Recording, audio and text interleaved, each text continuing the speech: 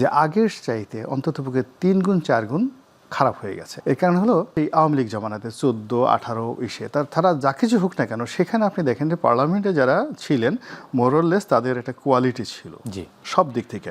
আপনি সেটার সঙ্গে যদি রেশিও ধরেন, এই বছরে যদি আপনি প্রার্থী তালিকা দেখেন, তাহলে আপনি দেখবেন 2009 সালে আমরা যখন প্রার্থী ছিলাম, আমাদের কথা বাদ, তার মানে হচ্ছে আওয়ামী লীগের যে পার্লামেন্ট ছিল সেই পার্লামেন্টে কিছুটা কোয়ালিটি ছিল আপনি বলতে চাচ্ছেন। মানে এখন যেভাবে সম্ভাব্য যেটা তার সাথে অনেক ভালো কোয়ালিটি ছিল। আমাদের দেশে যখন যে নির্বাচনী বিধি ব্যবস্থা, কোনো একটা নির্বাচন 1 কোটি টাকার নিচে হবে না। আর অনেক অনেক এলাকা আছে নোয়াখালীর মতো জায়গাতে, সেখানে মিনিমাম 10 কোটি টাকা থেকে 20, 25, 50 কোটি টাকা পর্যন্ত খরচ হয়ে যায়। এটা ডিপেন্ড যে প্রতিদ্বন্দ্বী প্রার্থী সে কতটা ধনী। এখন এটা নির্বাচন কমিশনকে অ্যাসুর করতে হবে যে এই যে সে যেন অবাধে টাকা খরচ করতে পারে এবং তার সেই টাকাটা থাকতে হবে।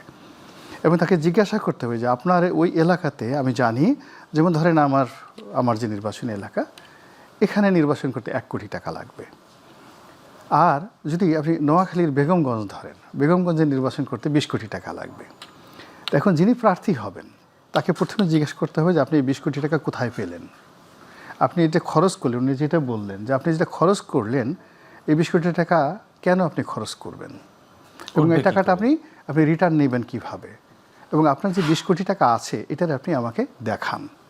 আপনার যদি বৈধ ইনকাম থাকে, 100 কোটি টাকা আপনার ইনকাম ট্যাক্স ফাইলে থাকে, ইভেন 20 কোটি টাকা থাকে, আপনার টাকা আপনি ছেড়ে ফেলে দেন, আপনার কোনো অসুবিধা নাই। কিন্তু আগে আপনি আমাকে বলেন যে আপনার এই নির্বাচনের টাকা আসবে, কিন্তু এখানে না করে সব জায়গা থেকে একটা শুভঙ্করের ফাঁকি। রনি ভাই, তাহলে প্রশ্নটি যে জায়গাটিতে আলোচনায় ছিলাম সেটি হচ্ছে যে আসলে এই যে মানে আপনাদের দুজনের আলোচনায় দেদারসে স্বতন্ত্র প্রার্থীদের মনোনয়ন বাতিল হয়ে গেল, তাহলে কি উৎসব থাকলো? এতে করে কি ভোটের মাঠে কোনো প্রভাব পড়বে? মানে মূলত হলো কি, আসলে যেই লাউ সেই কদু। আগে যেভাবে এই যে রাজনীতির নামে চাঁদাবাজি, মনোনয়ন বিক্রি, দুর্নীতিবাজদের উল্লাস নৃত্য, মন্দ এবং বাজে লোকদের হাতে রাষ্ট্রীয় কাঠামো এবং রাজনীতি চলে যাওয়া, এইবারের এই এত বড় বিপ্লবের পরে আমরা আশা করেছিলাম কিছুটা হলেও পরিবর্তন হবে, কিন্তু অবস্থা হলো যে আগের চাইতে অন্ততপক্ষে 3 গুণ 4 গুণ খারাপ হয়ে গেছে। এর কারণ হলো সেই আওয়ামী লীগ জমানাতে 14, 18 ইসে তারা যা কিছু হোক না কেন, সেখানে আপনি দেখেন যে পার্লামেন্টে যারা ছিলেন মোরলেস তাদের একটা কোয়ালিটি ছিল সব দিক থেকে।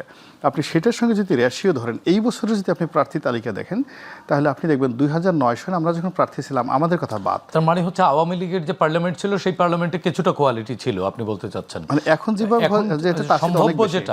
তার সাথে অনেক ভালো কোয়ালিটি ছিল। মেজাজটা এমন গরম হয়ে যায়, থাকে গুলশান বনানীতে 10 লাখ 15 লাখ টাকার বাংলো বাড়িতে ভাড়া অথবা কিনে, সে বলছে যে তার বাৎসরিক ইনকাম 7 লাখ টাকা, চড়ে 10 কোটি টাকা দামের গাড়িতে। তো এই লোক 7 লাখ টাকা ইনকাম তার বছরে হয় কি করে? তো প্রথমেই চাপকানো উচিত, আচ্ছা মতো পিঠ লাল করে দেওয়া উচিত, যে পিটিয়ে যে তুমি যে বাড়িটাতে থাকো ওটার ভাড়াই তো মাসে 10 লাখ টাকা, তুমি টাকা পাও কই? তুমি এই 7 লাখ টাকা ইনকাম আসলে কোত্থেকে? এই যে অনেকগুলো জিনিস আসে।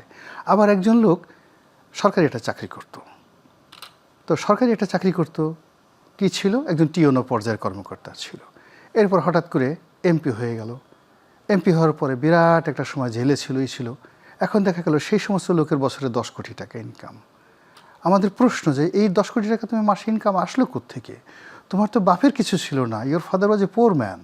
তুমি জীবনে শুরু করছো একটা টিওনোর মানে এসিল্যান্ডের চাকরি দিয়ে, তারপর তুমি এই কয় বছর 2 বছর বা 3 বছর তুমি মেম্বার অফ পার্লামেন্ট ছিল, তোমার এই টাকা হলো কোত্থেকে?